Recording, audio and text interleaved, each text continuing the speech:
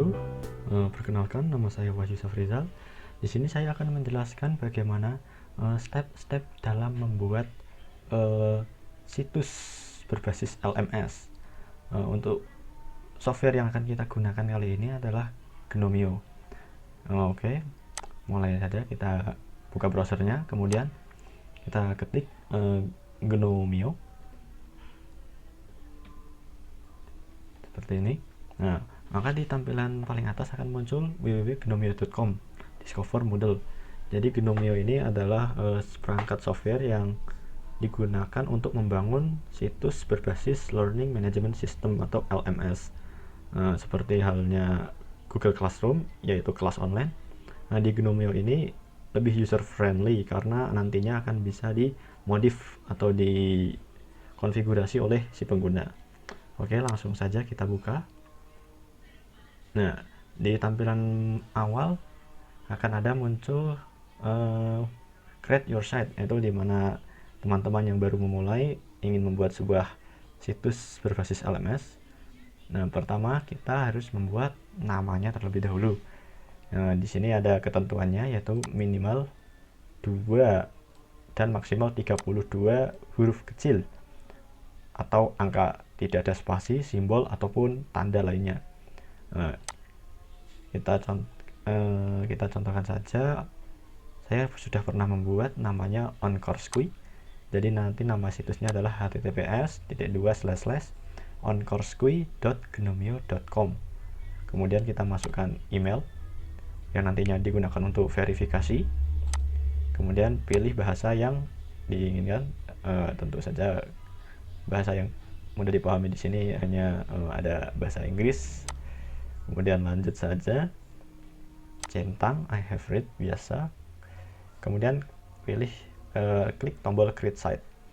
Setelah menekan tombol create site, tunggu beberapa saat, nanti akan ada pemberitahuan di inbox email kita. Kita langsung cek saja, kan saya pernah buat. Nah, nanti tampilannya seperti ini. Untuk pesannya, welcome to Gnomio dari Gnomio Support. Nah, di sini akan ada langsung link yang sudah dibuat berdasarkan nama yang sudah kita ketikkan tadi. Kemudian di sini ada informasi admin dari username, yaitu admin, dan passwordnya berupa kode. Nah, di sini saya sensor saja. Kemudian kita klik atau kita buka link tersebut.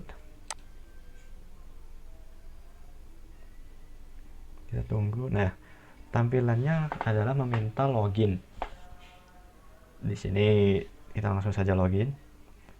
Tadi namanya admin, username-nya maksud saya. Kemudian passwordnya tinggal kita kopas, kita pastekan. Nah, di sini ada opsi kita login sebagai tamu.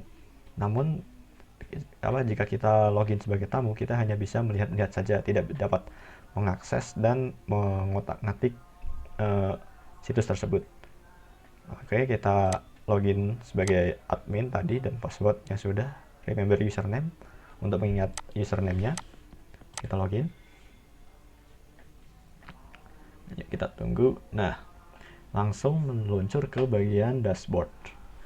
Nah, di sini dashboard masih kosong karena saya login sebagai admin, yaitu user yang mengotak-ngatik situs ini.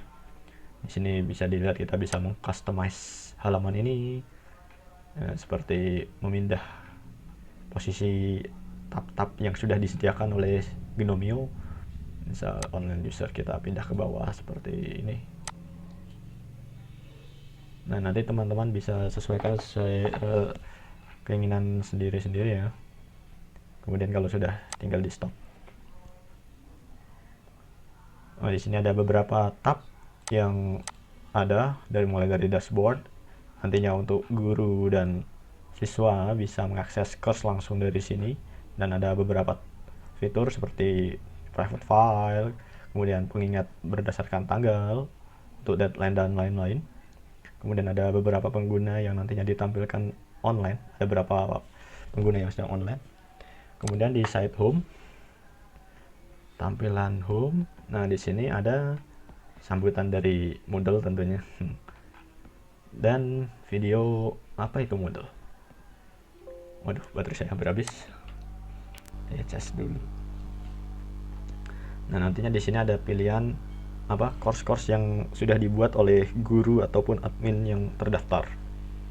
Kemudian ada kalender, tadi fungsinya untuk melihat deadline ataupun tugas yang ada. Kemudian upload private file, ada content bank juga. Nah, setelah login, teman-teman bisa mulai dari site administration. Di sini kita akan mulai mengkonfigurasi situs ini.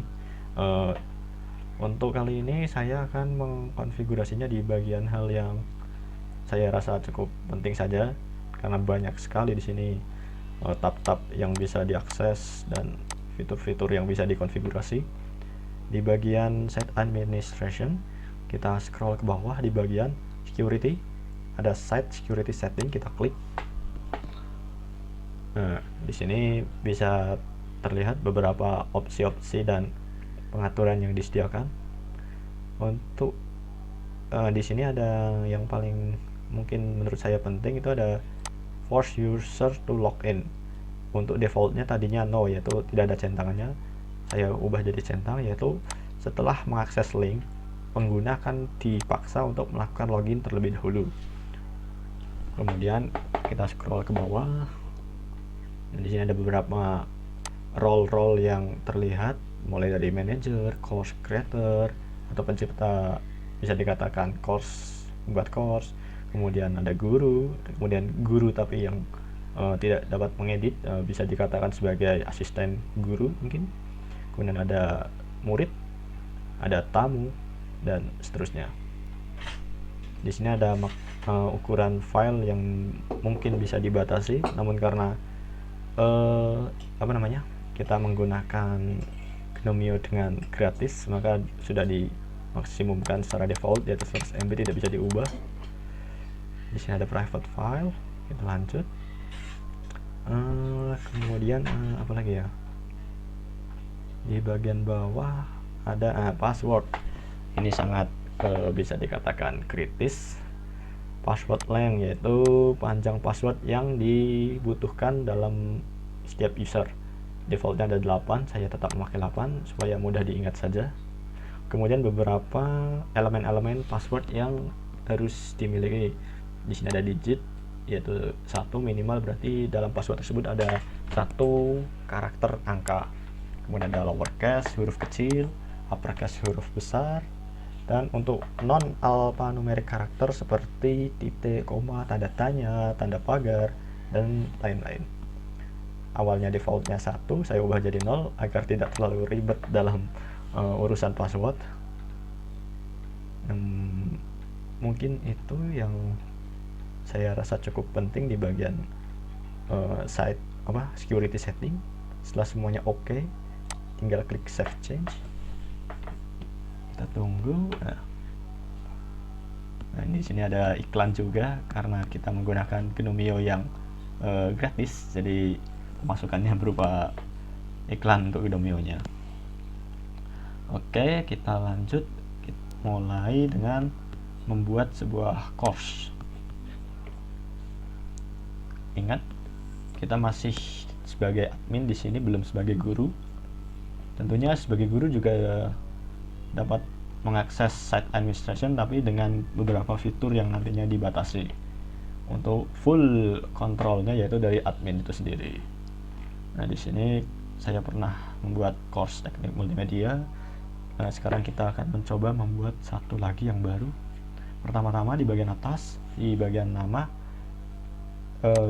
kita melakukan turn editing on. Nah, setelah masuk mode edit, nah di sini akan ada tampilan add new course atau tambahkan course baru sesuai kebutuhan. Kita klik. Oke, langsung disediakan beberapa field, kita isi. Yang ada tanda seru merahnya ini berarti wajib diisi ya. Yang pertama ada full name, misal kita akan membuat namanya kelas animasi. Kemudian short name-nya anima misal. Apakah course ini terlihat? Ya, ditampilkan.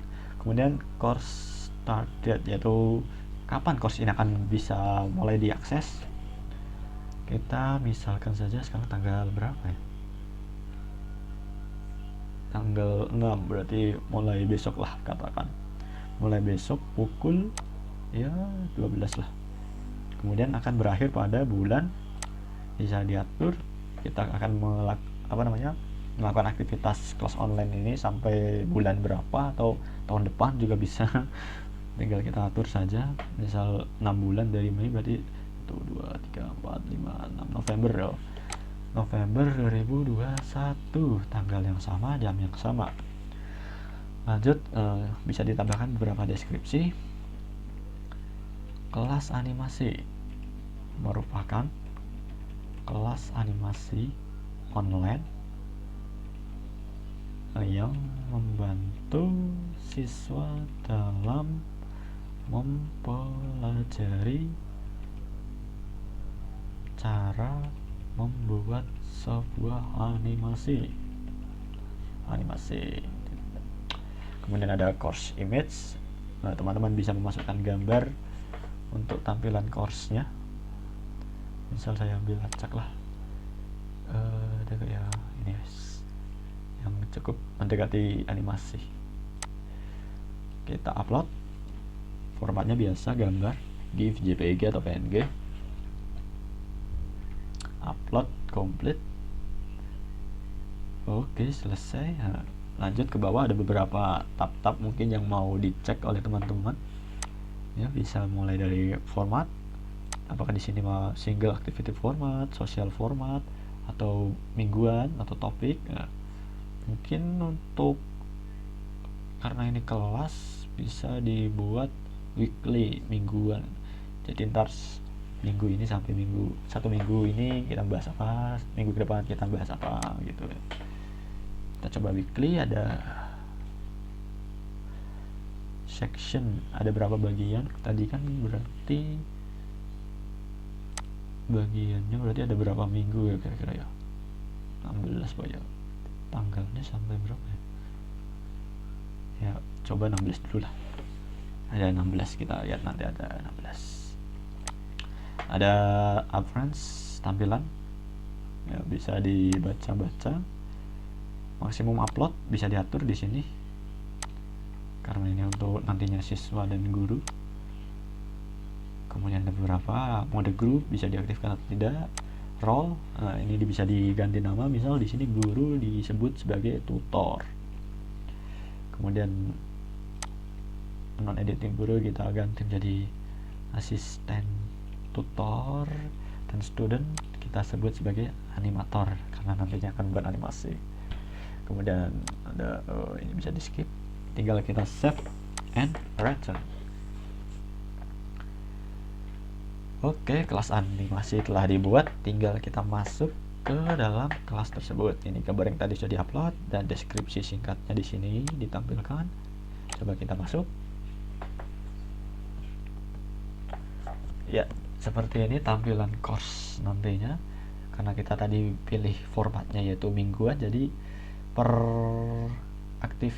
aktivitinya itu setiap satu minggu. Jadi ini tanggal 7 sampai 13, nanti ini satu minggu, minggu pertama, ini minggu kedua, minggu ketiga, minggu keempat, sampai minggu ke 16. Nah, karena tadi kita sectionnya cuma milih sampai 16, pada batas akhirnya tadi sampai November ya, gak apa-apa, bisa diedit lagi. Selanjutnya kita akan mencoba membuat materi, memasukkan materi di minggu pertama. Di sini ada beberapa fitur. Untuk poin penting di sini, teman-teman, jika posisi edit belum muncul, pastikan di sini tulisannya turn editing off ya, berarti kalian sedang dalam mode editing. Karena jika diklik akan berubah menjadi mode biasa atau mode akses. Seperti ini, tidak ada fitur-fitur untuk mengedit. Jadi pastikan teman-teman dalam mode editing. Nah, seperti ini. Oke, langsung saja minggu pertama. Di sini ada ADD dan activity atau resource. Nah, di sini ada banyak sekali pilihan yang bisa teman-teman pilih, mulai dari tugas, buku, kemudian chat, pilihan, database, external tool, file, folder, forum diskusi, dan banyak lainnya. Seperti ada juga kuis, kemudian ada URL jika ingin nge-share link. Untuk awalan, coba kita akan memasukkan sebuah materi. Karena pertemuan awal ya, bisa diberi sebuah dasar. Mungkin kita pilih file, nah, akan muncul tampilan seperti ini. Kita kasih nama, misal kalau minggu awal itu biasanya apa ya, pengenalan dasar animasi, deskripsi singkat, pengenalan dasar animasi sebagai bekal pembuatan animasi. Misal pilih display description in coursepad, itu tampilkan deskripsi ini nantinya di tampilan sebelumnya. Kemudian kita bisa upload file. Di sini ukurannya unlimited. Filenya bisa berupa gambar, bisa berupa PDF, bisa berupa PPT, bisa banyak lah. Kita coba masukkan PDF ya. Saya punya file PDF gak ya? Apa ya? Ya misal PPT lah, apa ini Pateon lah, nggak apa-apa, upload aja. Misal seperti ini, kita upload. Berapa MB nih? Lama banget, 2 MB. Ya, sambil menunggu upload, kita ke bawah, ada tampilan, tampilkan secara otomatis. Oke, tentu saja. Di sini ada via ke aksesan, show di halaman course. Oke, restrict, tidak terlalu penting mungkin menurut saya. Nah, di sini ada completion tracking. Student can manually mark the activity as completed. Jadi murid yang sudah mengakses activity ini bisa melakukan centang nantinya, centang seperti ini. Nah, seperti ini. Jadi kalau mereka sudah mencentang, artinya aktivitas tersebut sudah diselesaikan. Mau dibikin manual atau otomatis juga bisa kalau sudah ada ketentuan yang sudah diselesaikan. Dikasih deadline kah atau tidak? Jika enable ya, nanti ada deadline-nya, nanti muncul juga di kalender. Mungkin ini untuk materi nggak perlu deadline ya. Udah diupload belum ya? Oh, udah, PPT. Oke, langsung ini tax, ini apa, kompetensi ya, nggak apa-apa, kosong. Langsung kita save aja. Nah, setelah penguploadan selesai, maka akan tampil di bagian sini minggu pertama pengenalan dasar animasi. Dan bila diklik, maka akan mendownload. Oh ya, jangan di-download, kuota saya habis, dar. Oke, misal tambahkan activity lain di minggu pertama. Apa? Kasih tugas. Ya Allah, siapa nih yang ngasih tugas di minggu pertama? Kejam banget. Ya, misal tugas, kasihan nih kalau di minggu pertama ya. Ya, tapi gak apa-apa lah, contoh tugas awal. Jelaskan, jangan jelaskan nih. Sebut dan jelaskan software untuk membuat suatu animasi. Kerjakan dalam Word, kemudian convert sebagai PDF. Tampilkan seperti biasa. Apakah perlu enggak? Ya, maksudnya apakah perlu mengupload file untuk bisa diakses oleh murid? Silahkan. Ketersediaan ya, allow sufficient, izinkan untuk melakukan penguploadan atau penyelesaian tugas pada tanggal sekian. Oke, tanggal 6, sekarang tanggal 6 ya. Oke, tanggal 6. Kemudian kasih deadline seminggu ya. 6, 1, 2, 3, 4, 5, 6, 7, benar, tanggal 13. Deadline 1 minggu, bulan Mei 2021. Oke. Ingatkan saya untuk menilai. Ini untuk guru nantinya ada pengingat, misal gurunya lupa untuk menilai tugas yang sudah diupload, kita kasih pengingat tanggal 14 nya berarti ya terserah, nanti sesuai kebutuhan saja. Kemudian ini ada ketentuan uploadnya, yaitu berapa uploadan, 20 misal, atau disesuaikan maksimum ukuran. Kemudian ini ada feedback time submission, bisa dibaca-baca. Banyak ya, ada notifikasi juga, ada nilai juga. Oh, nilainya berdasarkan poin nih. Maksimum nilai 100, skala 8. Enggak, kurang paham ya, jadi mungkin poin saja yang jelas. Ya, seperti biasa bisa dibaca. Kemudian tinggal kita save and return. Ya, tugas sudah diupload, maksud saya sudah diupload oleh guru atau admin, tinggal nantinya diakses oleh siswa untuk mengupload tugas. Ya mungkin itu ya, pembuatan kelas dan penguploadan file oleh guru ataupun admin. Selanjutnya yang penting untuk course online ini, selain adanya kelas, juga sangat penting diperlukan adanya user ataupun penggunanya, seperti guru dan siswa. Karena yang login di sini pertama kali adalah admin, maka admin perlu menambahkan user lain seperti murid dan guru. Oke, langsung saja kita masuk ke bagian site administration. Di bagian site administration, kita ke bawah, pilih di bagian user pengguna. Di bagian akun ada HDD new user atau tambahkan pengguna yang baru. Nah, di sini teman-teman bisa menambahkan user secara manual. Misal kita akan membuat user untuk guru. Misal nama username yang bisa diingat guru siapa ya? Biasanya sih pakai kode, tapi ini contoh guru 1 username. Kemudian ada passwordnya, seperti yang tadi saya jelaskan di bagian security.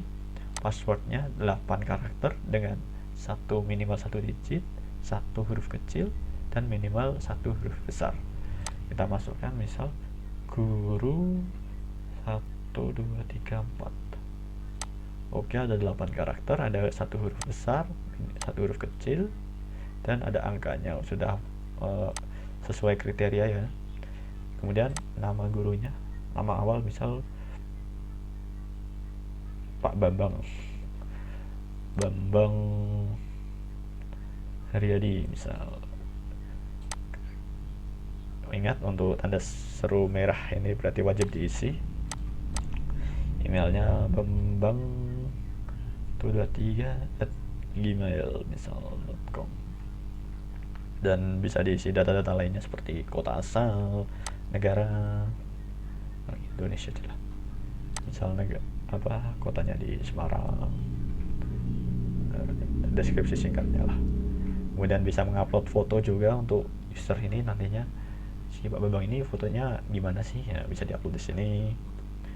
Kemudian ini ada beberapa tambahan, misal nama lain lah atau nama samaran ya, mungkin itu sih. Kemudian data-data lain, misal number, mungkin punya halaman web, Yahoo ID, nomor HP, alamat, dan lain-lain bisa diisi. Yang penting yang memiliki tanda seru merah ini sudah terisi betul ya. Oke, kita buat tadi passwordnya apa, jangan lupa.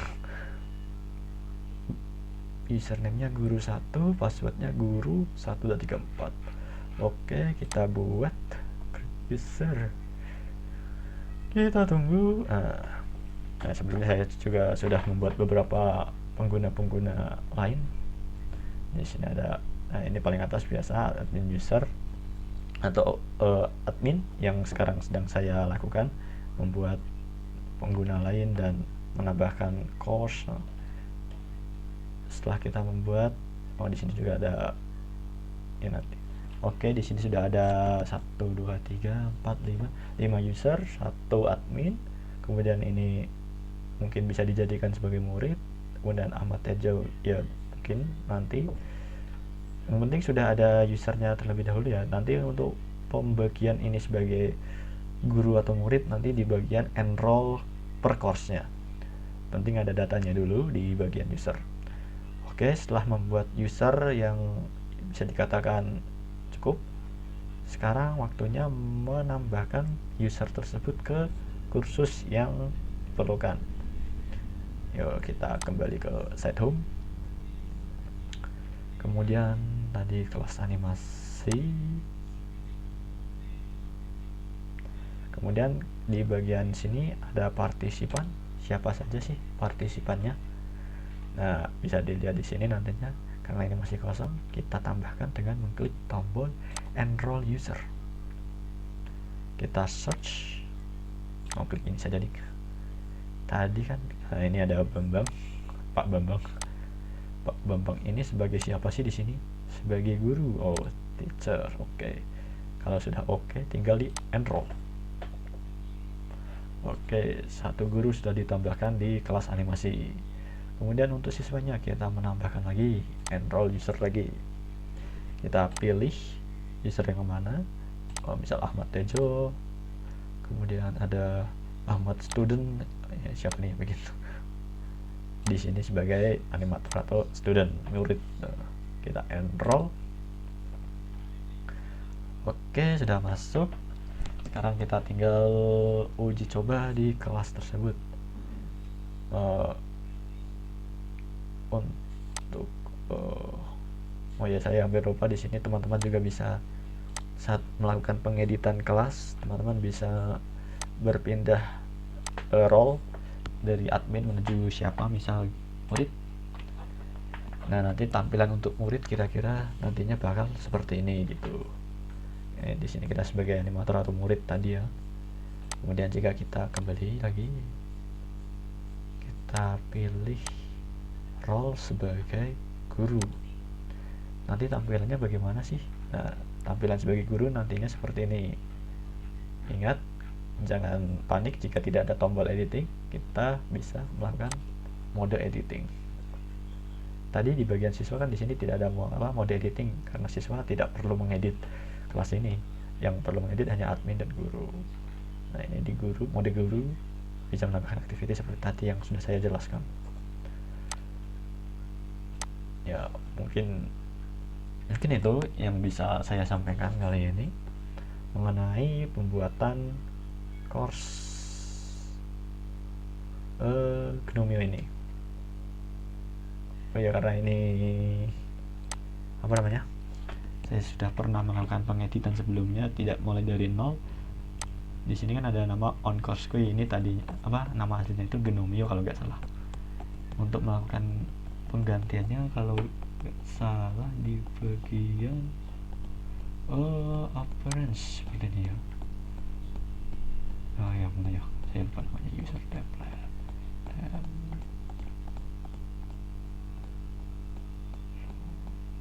Logo apa ya? Oh, bukan di logo. Mungkin teman-teman juga bisa menambahkan logo untuk course ini, misal logo kucing atau apa. Yang penting formatnya biasa sepertinya gambar kalau nggak salah, ini PNG JPG. Untuk bagian nama ini sebenarnya di bagian apa ya, saya agak lupa ini. Sebentar, saya cek dulu di bagian administration, front page ini banyak kayaknya, front page setting ya kalau nggak salah. Kita coba cek. Nah, betul, di bagian front page setting tadi urutannya di ini ya, di set. Kita ulangi coba biar nggak lupa. Di bagian site administration ke bawah, di bagian front page setting ini klik. Nah, ini ada on course kui kan, ini sesuai, bisa ganti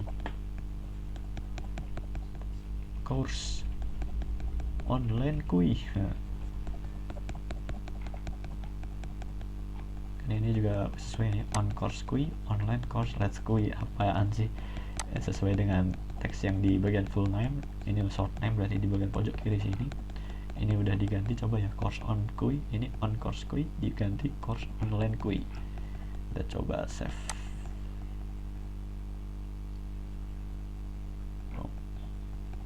sinyalnya mana nih? Masih loading. Nah, course online gue udah diganti ya. Teman-teman bisa melakukan konfigurasi. Jadi di GNOME ini sangat luas sekali untuk melakukan konfigurasi, tidak seperti Google Classroom yang sudah dipatok-patok lah bahasanya, sudah ditetapkan begini-begini aturannya. Di sini teman-teman bisa melakukan konfigurasi dengan luas, mau di bagaimanakan situs LMS teman-teman yang sedang dibuat.